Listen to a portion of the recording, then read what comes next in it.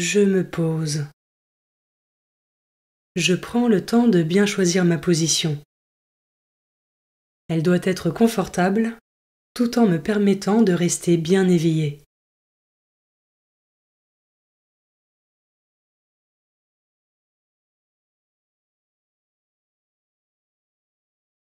Je demande à l'Esprit Saint de venir en moi et de bénir mon temps de prière.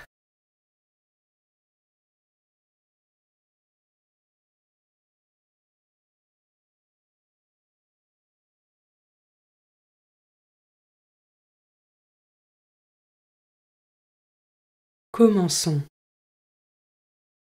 Évangile de Jésus-Christ selon saint Jean, chapitre 6, versets 1 à 15.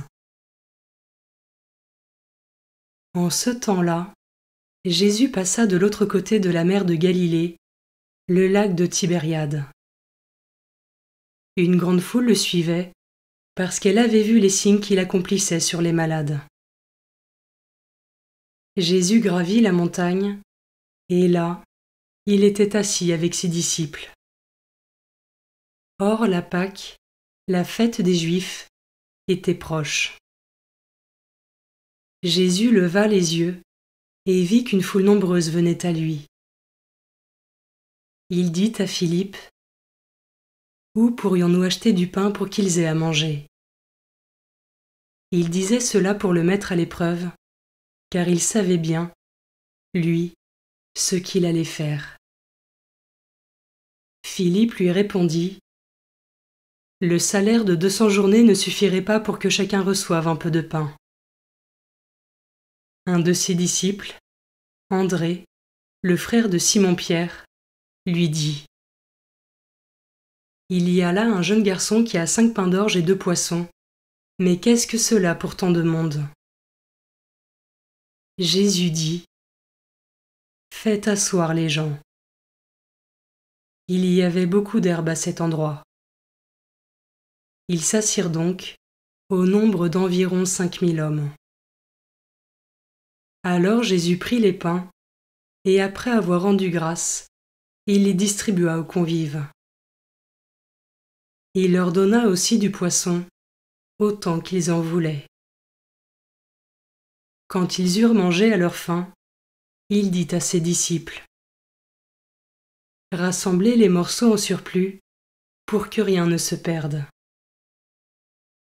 Ils les rassemblèrent, et ils remplirent 12 paniers avec les morceaux des 5 pains d'orge, restés en surplus pour ceux qui prenaient cette nourriture.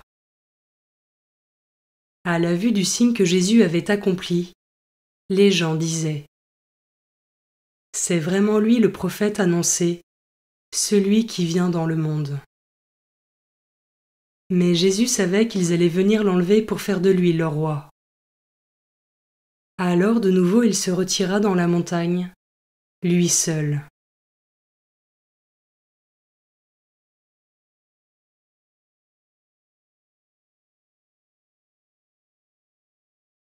Je commence par méditer ce verset.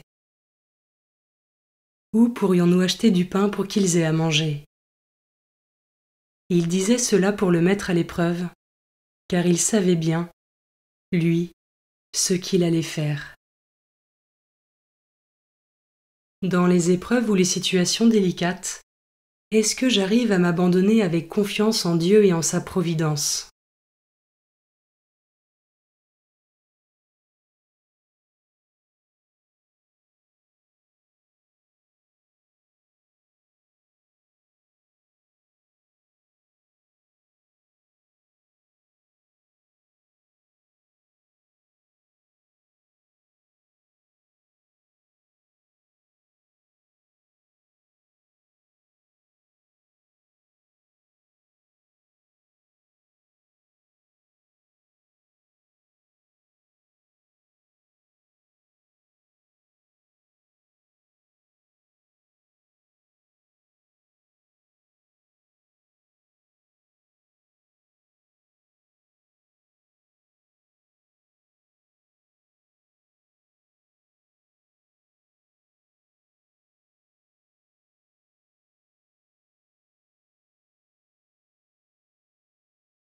Je peux maintenant m'arrêter sur cet autre verset.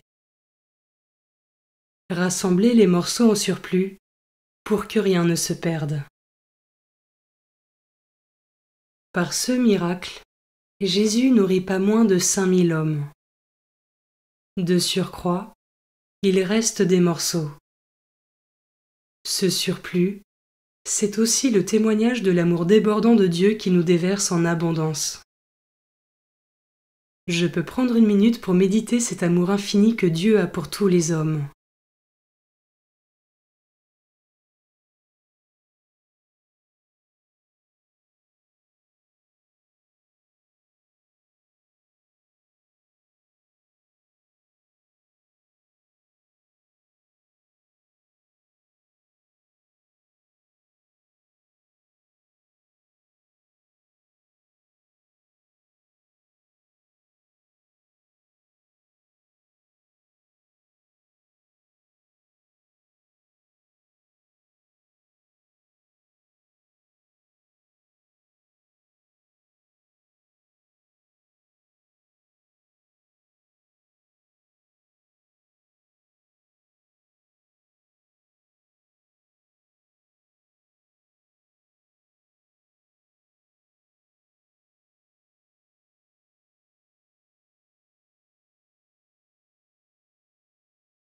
Je termine en méditant ce dernier verset.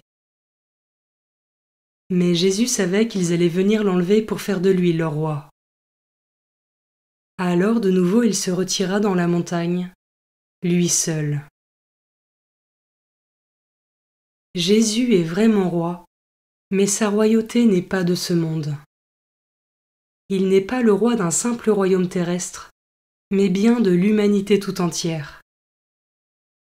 Sa grandeur s'exprime dans son humilité, sa simplicité, son amour inconditionnel, son abandon total en Dieu le Père, et par son sacrifice ultime sur la croix pour racheter le monde. Comment cela résonne en moi?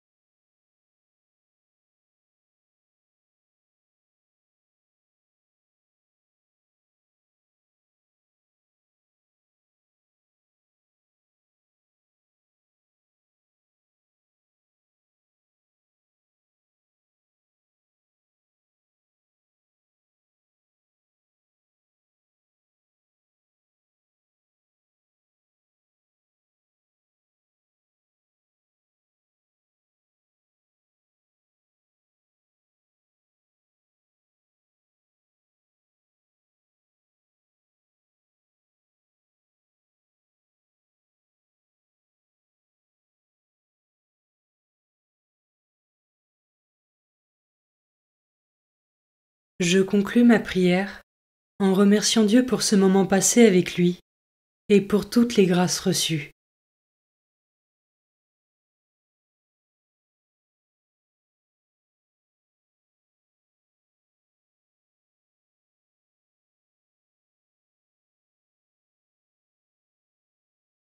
Belle journée et à demain.